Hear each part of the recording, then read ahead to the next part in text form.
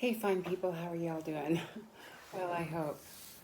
Um, we have one more chapter of Luke, and it's the resurrection. And I want to just take it a little bit at a time. And today, I want to discuss when the women went to the tomb. We're going to read it out of all four Gospels instead of just Luke because we'll get a much clearer picture if we do that. So remember, these Gospel writers, they told different details than the others. So to begin, I just want to read a section out of my text here, which I will show you. And I like the way that he puts it together. So we're basically looking at in the wee hours of Sunday morning, the morning of the resurrection of Jesus Christ. We're looking at women visiting the tomb twice. Keep in mind, Jesus had many more disciples than just the 12 apostles, and many of those were women disciples. So, two different women go to the tomb. The first visit, Luke doesn't even, is that the first? I think Luke doesn't even mention that one. We're going to read that out of John. And at first, Mary Magdalene goes to the tomb alone. And she is going in the dark. So this would be like the fourth watch of the night between 3 a.m. and 6 a.m. I think that we should read this section out of my book here on page 627, and then I want to read the passages. On Sunday morning, I'm not going to address, he in parentheses, he mentions each one of the four Gospels, Matthew, Mark, Luke, and John, and where he gets the info. I'm not going to list all of them. I'm not going to read the parentheses, so just bear with me. On Sunday morning, several women went to the tomb in two separate visits. The first to arrive was Miriam of Migdal, Mary Magdalene, who went alone early while it was yet dark. Miriam found the stone rolled away and the tomb empty. She did not see an angel and assumed that the body had been removed. With that, she left the tomb area. She just assumed somebody moved him, okay? Later, after she left, a group of women arrived when the sun was risen, providing more light. They also found the stone rolled away, but unlike Miriam, they saw the angel, whose message was twofold. First, Yeshua had risen from the dead, just as he said he would. Therefore, there was no reason to seek the living among the dead. Second, the women were to go to the apostolic group, the 12, and tell the disciples to leave for Galilee, where Yeshua would meet them. Yeshua is Jesus. That's his Aramaic pronunciation of his name. That's what his mom would have been hollering out when she wanted him to come in. Yeshua. So Yeshua is Jesus. I know I've told you that, but for those who don't remember or didn't hear that. This was the second time they received this command. The first time was during the last Passover when Yeshua told them that when he was arrested, they were to immediately leave Jerusalem. Okay, then two specific things happened. First, the women remembered his words, the prophecy about his death and resurrection. Second, they ran to tell the disciples what they had seen and what the angel had told them. The frightened women told no one outside the apostolic group. Okay, so just the apostolic group is all that the women reported this to. Okay, we're going to read it out of John first. If we were, like I said, it's okay to read just one, but you're only getting a fraction of the detail. When I talk about maybe I was hanging out with some person, I've caught myself doing this. There might be somebody else there, but I didn't mention them because the person I'm talking to only knows them. Or, there's just reasons why you might not mention everybody that was there. Let's just jump in and we'll go from there. So this is John 20, my favorite gospel, and we'll read John's account. John's account is actually really kind of humorous, but we'll get to that. Now, on the first day of the week, Mary Magdalene came early to the tomb while it was still dark and saw the stone already taken away from the tomb. So she ran and came to Simon Peter and the other disciple whom Jesus loved, and said to them, "They have taken away the Lord out of the tomb, and we do not know where they have laid him." So Peter and the other disciple went forth, and they were going to the tomb. The two were running together, and the other disciple ran ahead faster than Peter and came to the tomb first. And stooping and looking in, he saw the linen wrappings lying there, but he did not go in. And so Simon Peter also came, following him, and entered the tomb, and he saw the linen wrappings lying there, and the face cloth which had been on his head, not lying with the linen wrappings, but rolled up in a place by itself. So the other disciple who had first come to the tomb then also entered, and he saw and believed. For as yet they did not understand Scripture, that he must rise again from the dead. So the disciples went away again to their own homes. Okay, fascinating stuff.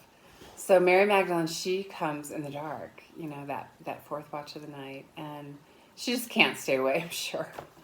And when she gets there, the stone's already rolled away. She sees no body. They don't remember that Jesus has said he would rise again. They don't remember that. At least Mary doesn't. And they run. She runs to tell Peter and John, who take off. Does she tell the others? It doesn't say that. So she tells them they both take off so that they can see the tomb, the empty tomb. They must have believed her to some extent because they go. What's funny about this is John brags that he gets there ahead of Peter. And remember, John is Jesus, probably his closest friend among the 12, and also his relative, his cousin. Their mothers are sisters. And so John gets there first. He sticks his head in the door, but he doesn't go in at first. But he sees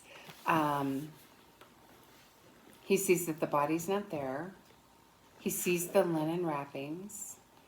Okay, so then Simon Peter gets there, and he goes in. And he sees the face cloth separate from the cloths that the body was wrapped in. So Peter goes in, and he sees this. Now, I believe this to be the garden tomb. Others believe it's the tomb that's in the location of the Church of the Holy Sepulchre in Jerusalem. But I'm going to explain it as if I were walking into the garden tomb. That's the tomb I believe it was. So I have walked into this tomb. Okay, so Peter goes into the tomb. I've gone into the tomb. So there's no longer a stone there, of course. So I walk in, and picture yourself walking in. You can Google this to see what the tomb looks like. There's this area, that you could just stand in. And then off to your right, it's almost like, if I remember right, there's like 3 spaces. I'm not sure why that is, unless somebody would be buried with their loved one. But the place where the body had been in this tomb, it's empty. Jesus is alive, it's empty. But there, where the body lay, and I might get into that more later. I might Google it and look at the different places. But they had carved out, it was obviously the person was a little too tall for the space, so they carved out a little bit of extra foot space where the body would lay. And so I could have, if Jesus had been in there and I were like Mary Magdalene, I could have walked in, looked to the right, and seen the body, but the body had come back to life again. So anyway, so that's what they would have looked at. So let's go. Now that's the first visit, Mary Magdalene alone. But let's go back to, how did I want to read this? I had made a plan, and now I had recorded this before. I'm telling you guys, it was okay, but I had to do it again. I would have posted it yesterday if I had not had to do it again, but I needed to.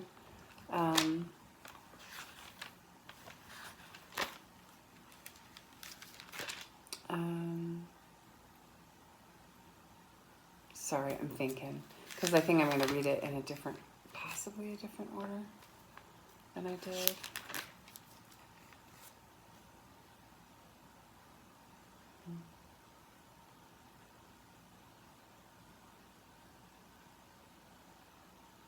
Okay.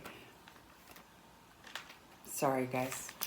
I should have thought about this a little bit more, but that's all right. Look at their,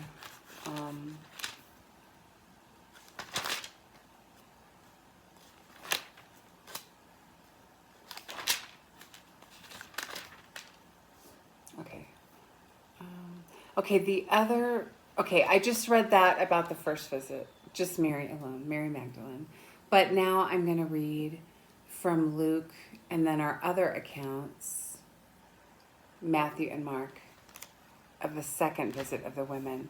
So when Mary Magdalene goes back and the two apostles run to see the empty tomb, obviously she tells some women, and they go back to the tomb. So let's just read it. This is Luke chapter 24. But on the first day of the week, at early dawn, they came to the tomb, bringing the spices which they had prepared. And they found the stone rolled away from the tomb. But when they entered, they did not find the body of the Lord Jesus. While they were perplexed about this, behold, two men suddenly stood near them in dazzling clothing. They looked like men, that's how they're being described, but they were angels, and angels are not men. They're describing how the angels look. They look like men. While they were perplexed about this, behold, two men suddenly stood near them in dazzling clothing. It's not the first time angels are described as men, but the Bible makes it clear that angels are not men. And as the women were terrified and bowed their faces to the ground, the men said to them, "Why do you seek the living one among the dead? He is not here, but he has risen. Remember how he spoke to you while he was still in Galilee, saying that the Son of Man must be delivered into the hands of sinful men and be crucified and on the third day rise again." And they remembered his words and returned from the tomb and reported all these things to the 11 and all the rest. Remember, Peter and John went back. And so they go back and tell all the 11 apostles that are still there what happened. Now it says who the women were. And this gospel, let me just read it. Verse 10. Now they were Mary Magdalene. So she came back to the tomb a second time. And Joanna and Mary, the mother of James. Also, the other women with them were telling these things to the apostles, so there were even more women than are named here. But these words appeared to them as nonsense, and they would not believe them. But Peter got up and ran to the tomb. Stooping and looking in, he saw the linen wrappings only, and he went away to his home, marveling at what had happened. Now, this is what happened to me last time, and that's why I'm re-recording, but to me, this sounds like one visit, and that I don't know if I agree with the author. And I said this last time, and then I read them all four again, and then I'm like, I do agree with the author, and I've read these dozens of times, you guys. I just think that it's confusing, because this sounds, our author would say this is the second visit. To me, it seems like the same visit, and that to me, it sounds like there was one visit. I don't know. And that John just mentioned Mary Magdalene and didn't feel the need to mention the other women. What do you think? Maybe you could comment. You know what I think? If I think about this too much, and I guess it's not that I've never put this together in my head, but I'm really questioning whether our author is right about two visits. He's studied the Gospels for 40 years, so I don't know. Let's just go with it. But to me, this sounds like they came, told the 12, and Peter and John ran, whereas John just says that Mary Magdalene went and told Peter and John. But it sounds like the other disciples didn't really believe them. You know, and women were not always trusted in that culture. A lot of times, I think I was listening to Skip Hetzig, and he said a lot of times women weren't even trusted to testify in court or whatever. So, Anyway, I'm confused about the visits of the women, and I guess that's okay. We'll just keep studying it and see what happens. But having said that, I think we need to read it out of Matthew and Mark. Yeah, we just need to do that. Okay, so let's just do it in order, Matthew and then Mark. And if I learn anything new, I might read some more articles from scholars and just maybe go over it again next time. Okay, Matthew. Chapter 28, I'm just going to read a little bit here. Now, after the Sabbath, as it began to dawn toward the first day of the week, Mary Magdalene and the other Mary came to look at the grave. So Matthew just mentions the two Marys. He doesn't mention the other women. And behold, a severe earthquake had occurred, for an angel of the Lord descended from heaven and came and rolled away the stone and sat upon it. And his appearance was like lightning, and his clothing as white as snow. The guards shook for fear of him and became like dead men. You know what this sounds like to me? Tell me what you think. I think it does sound like two visits now. Do you see why it's important to read all of it? If we didn't, we wouldn't get half the detail. This does sound like two visits, but to me, it sounds like the first visit, Mary Magdalene had the other Mary with her, and Luke didn't feel the need to mention that. John didn't feel the need to mention that. Luke did mention that. It sounds like when the Marys showed up the first time, they saw the angel. The first angel appear. There's more. But the first angel appear, roll away the stone, and sit on it. But the body's not in there. Jesus, after his rising, he could supernaturally move from place to place, as well as walk, because his whole body came back to life again. But anyway, the angel, it's one angel here, or one mentioned. He is not here, for he is risen, just as he said. Come see the place where he was lying. Go quickly and tell his disciples that he is risen from the dead. And behold, he is going ahead of you into Galilee. There you will see him. Behold, I have told you. And they left the tomb quickly with fear and great joy and ran to report it to his disciples.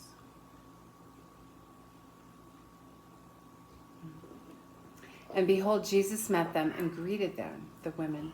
And they came up and took hold of his feet and worshipped him.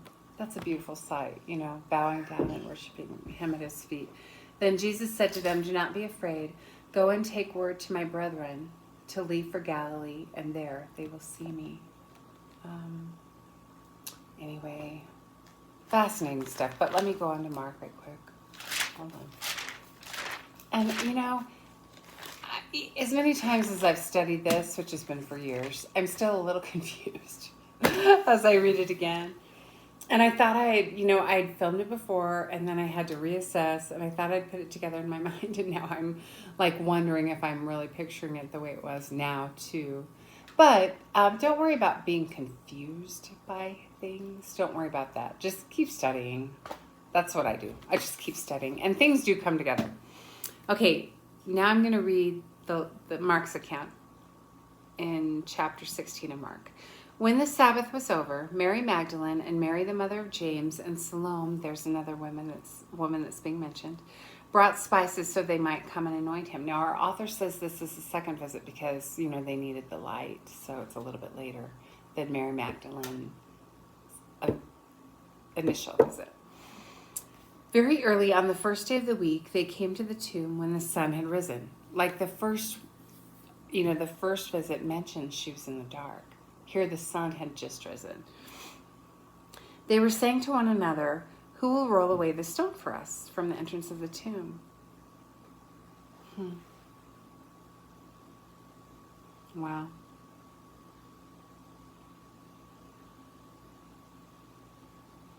I think it's important to think about all the detail. This still sounds like one visit to Ginger.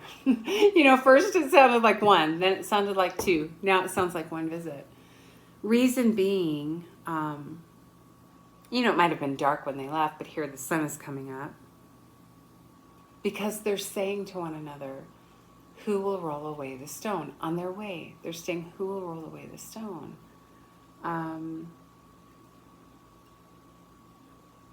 Mary Magdalene's with them. And like when our author mentions 2 visits, on the first visit, the stone was already rolled away. And they saw an angel. I'm really confused by this. Can we just read it and go with it? Let me keep going. Looking up, they saw that the stone had been rolled away, though it was extremely large. So they wouldn't have been able to move the stone by themselves. Of course, the angel did it. But maybe they were thinking the guards might do it for him, because they really just want to anoint Jesus' body with these spices. Entering the tomb, they saw a young man sitting at the right, wearing a white robe, and they were amazed. It was an angel. They think it's a man. And he said to them, do not be amazed, for you are looking for Jesus the Nazarene, who has been crucified. He is risen. He is not here. Behold, here is the place where they laid him. But go tell his disciples and Peter, he's going ahead of you to Galilee. There you will see him, just as he told you. So there's 2 times here that different Gospels mention they need to tell the 12 to go back to Galilee. Galilee is the lake up in the northern part of Israel. There's towns around it, one including Nazareth, where Jesus grew up. And that's where all these apostles are from. The area or region of Galilee. It's a 3-hour drive. I've done it. Or it's ride for me. Or a 3 days walk for them. I'm going to keep going a little bit on Mark's account here. They went out and fled from the tomb, for trembling and astonishment had gripped them, and they said nothing to anyone, for they were afraid. Now after he had risen early on the first day of the week, he appeared to Mary Magdalene, from whom he had cast out 7 demons. She went and reported to those who had been with him while they were mourning and weeping. When they heard that he was alive and had been seen by her, they refused to believe it. After that, he appeared in a different form to... Okay, this is talking about when he appears to 2 men on the road to Emmaus. But we're not going to get into that yet. This is confusing enough. And I've studied this for years, and it's still confusing me. So, now again, that sounds like 2 visits. It sounds like 1 visit. It sounds like 2. It sounds like 1 visit. It sounds like 2. Because it sounds like he appeared to Mary Magdalene alone, and then to the women together. So, yeah. I'm even more confused. See why you got to read this over and over? So, I might read a little bit more. I didn't mean to confuse you, but I'm not going to film it a 3rd time. The reason I filmed it a 2nd time is because I knew the way that I explained it. I was doubting how many visits there were.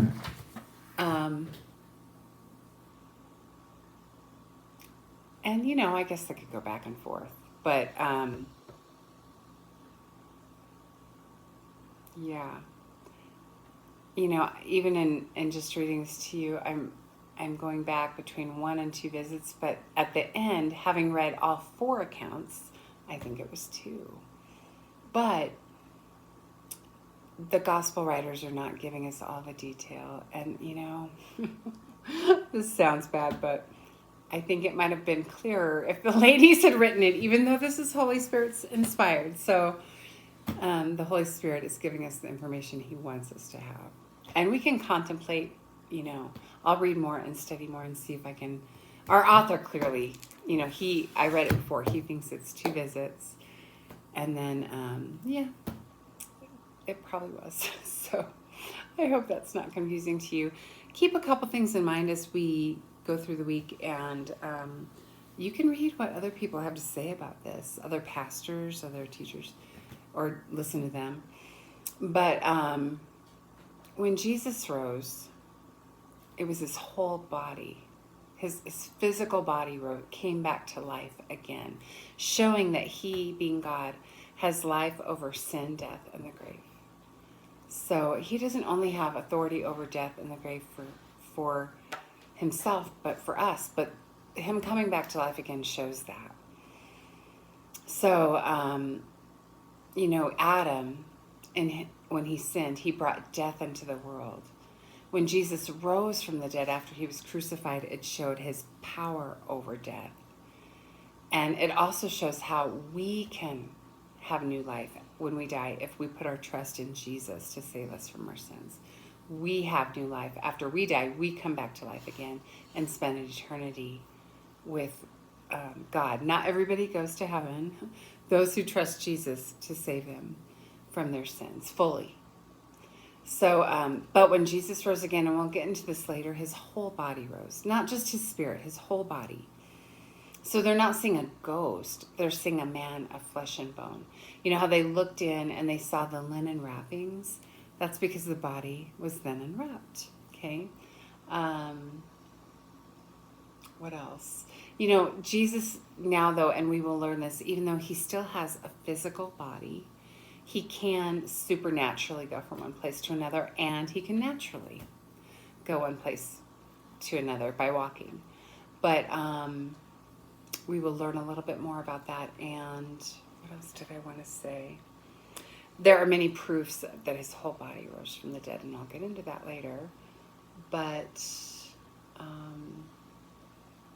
anyway, I think we should stop there, and I'll try not to confuse you anymore. I'll study a little more, and we'll recap this next time, but I hope you have a great week. Have a good one.